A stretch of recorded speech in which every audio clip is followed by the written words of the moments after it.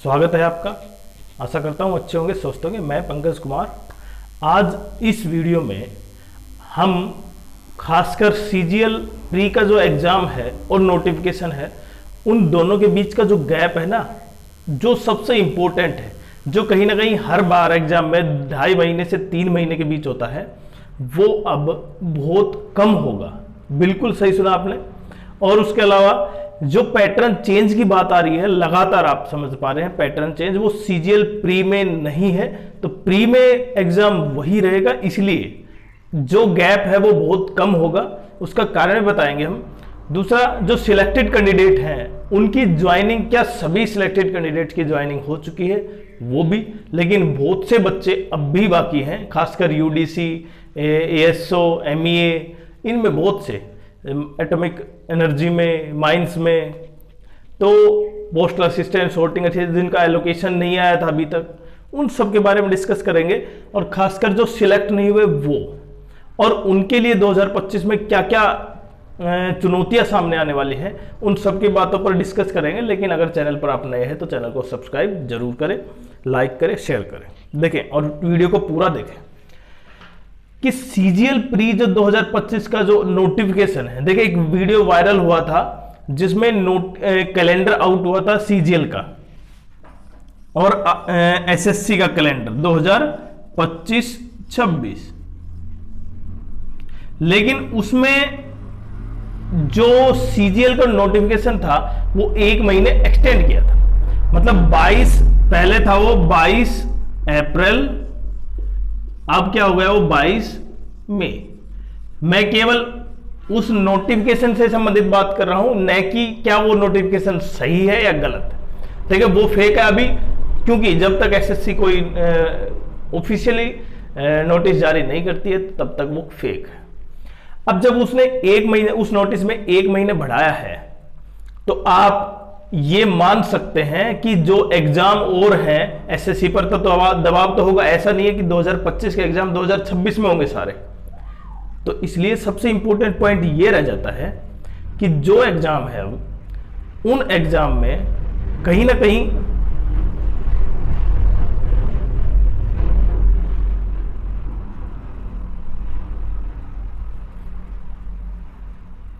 जो जुलाई अगस्त की बात की जा रही है, एग्जाम कब होगा, क्योंकि अगर मई में आता है, क्योंकि अब तो मई है और मई 20 लास्ट मई में आता है, लास्ट वीक में, तो आप समझ सकते हैं मई से जून केवल 1 महीना और जून से जुलाई।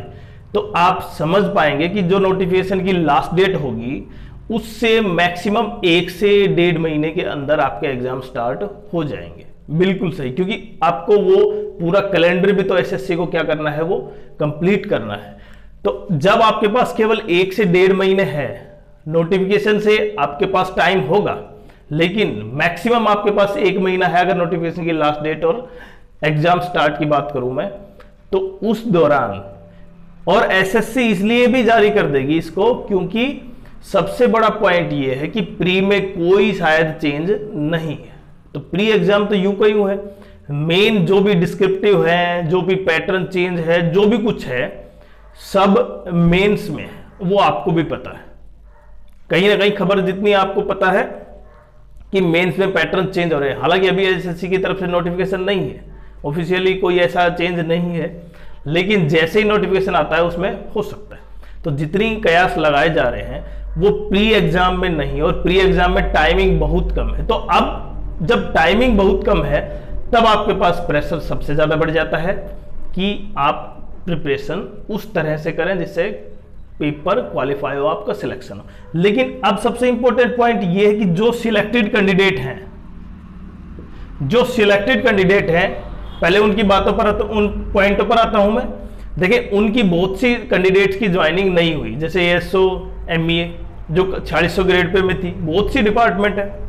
हमने बताया भी था उनकी ज्वाइनिंग कब तक हो सकती है, क्योंकि उसमें मेन दे रखी है कि लगभग इतने दिन, किसी की 15 दिन, किसी का डीवी हो चुका है, किसी का अटेस्टेशन फॉर्म फिल हो गया है, लेकिन केवल ज्वाइनिंग बाकी है। तो कितने दिन तक ज्वाइनिंग बाकी है, हमने वो भी डाला था कि लगभग इस डिपार्टमेंट की इतने दिन तक ज्वाइन आ जाएगी। लेकिन अगर आपको फिर भी अगर कोई क्वेरी तो आप कमेंट्स कर सकते हैं, हम आपको जरूर उत्तर देंगे। अब जो सिलेक्टेड कैंडिडेट हैं, जिसका पोस्टल असिस्टेंट सॉर्टिंग से मतलब जो 2400 ग्रेड में सिलेक्ट हुआ है, उसको अभी क्या है, इतनी जल्दी है कि वो, क्योंकि जब फॉर्म फिल किया था 2024 में, तब तो उन्हें लगता था कि केवल एक कोई पोस्ट मिल जाए, लेकिन अब क्या है, क्योंकि तैयारी वो की वो है, तो वो चाह रहे हैं कि वही तैयारी से दोबारा से फॉर्म फिल कर दिया जाए, हो सकता है अब की बार अपर पोस्ट मिल जाए। और जो कैंडिडेट जिनका सिलेक्शन नहीं हुआ किसी न किसी तरह से, वो क्या कारण थे, वो एसएससी, वो आपको भी पता है, लेकिन उनकी अब जितनी जल्दी हो सके, उसको लगता है कि जितनी जल्दी एग्जाम कल ही ले लिया जाए। क्यों? क्योंकि उनकी तैयारी तो बहुत अच्छी है, लेकिन एसएससी की हथकंडों की वजह से वो कट ऑफ से बाहर, और उनमें करीबन कई हजार बच्चे ऐसे होंगे, अगर मैं बिल्कुल जेन्युइन कैंडिडेट की बात करूं तो लगभग 4000 के आसपास ऐसे कैंडिडेट होंगे जो बिल्कुल तैयार हैं कि एग्जाम चाहे कल ही ले ले। हो सकता है डाटा ज्यादा भी हो सकता है। अब सबसे इंपॉर्टेंट पॉइंट है कि टाइम मैंने बताया ना, बहुत कम है।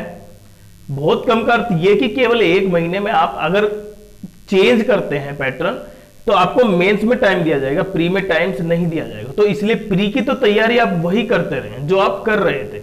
इसलिए अब सबसे इंपॉर्टेंट वीडियो इसलिए हो जाता है ये कि आपका जो प्री का एग्जाम है ना, आप तैयारी वही करते रहे, वही उसी टाइप से, क्योंकि प्री में ज्यादा चेंज नहीं है। क्वेश्चन क्या हो सकते हैं, देखिए वो वेंडर पर चेंज है, वेंडर पर डिपेंड कर रहा है, लेकिन उतना भी चेंज नहीं होगा जितना कि क्या क्वेश्चन मैथ्स की बजाय किसी और सब्जेक्ट के आ जाएंगे, ऐसा बिल्कुल नहीं है। क्वेश्चन की लैंग्वेज चेंज हो सकती है, कुछ टाइप से चेंज हो सकते हैं। इसलिए मैंने बताया ना, आप जिस टाइप से क्वेश्चन आपको मिल रहे हैं एग्जाम में, कोई भी पेपर मिल रहा है, आप उसी को सोल्व कीजिए, चाहे वो डीएसएसबी का हो, स्टेट पुलिस का हो, या स्टेट किसी और क्लरिकल स्टाफ का हो, या किसी भी लेवल का हो, यूपीएससी सीडीएस का हो, एनडीए का हो, तो आप किसी का भी ले सकते हैं। लेकिन अब सबसे इंपॉर्टेंट ये है कि प्री यूं का यूं है, प्री में चेंज नहीं है पैटर्न में, और प्री की आपकी तैयारी में बहुत अच्छी है। तो इसलिए जो सिलेक्टेड और जो सिलेक्ट नहीं हुए वो ये चाह रहे हैं कि जल्दी से जल्दी पेपर हो, और जो खासकर नए कमर हैं वो तो चाहेंगे कि उनका भी कहीं ना कहीं 2025 में एक बार हो सकता है सिलेक्शन हो जाए, तो वो अपनी तैयारी कर रहे हैं। लेकिन जो पूरा पैटर्न चेंज होगा, वो सबसे ज्यादा किसको एडवांटेज मिलेगा, वो सबसे मेन पॉइंट है, क्योंकि अभी एसएससी ने इसके बारे में कोई चेंज नहीं किया है, नहीं ऑफिशियली आया। बाकी जिन बच्चों को, सबसे इंपॉर्टेंट पॉइंट मैं फिर से बता रहा हूं कि प्री में टाइम आपको नहीं दिया जाएगा, इसलिए टाइम केवल आपके पास 1 महीना है, मैक्सिमम 1 महीना, वो भी गैप के अंदर आपको तैयारी बहुत अच्छे ढंग से करनी है। दूसरा, जिन बच्चों की ज्वाइनिंग नहीं हुई है, जिन जिन डिपार्टमेंट्स की हमने हालांकि बताया था, लेकिन फिर भी आज दूसरा तीसरा दिन और हो गए, तो हो सकता है कोई नए डिपार्टमेंट से इंफॉर्मेशन हमारे पास है। तो अगर जिन डिपार्टमेंट के आप हैं तो जरूर कमेंट्स करें कि हमें आपकी ज्वाइनिंग किस किस डिपार्टमेंट की नहीं आई है, तो हम आपको जरूर कमेंट्स करेंगे।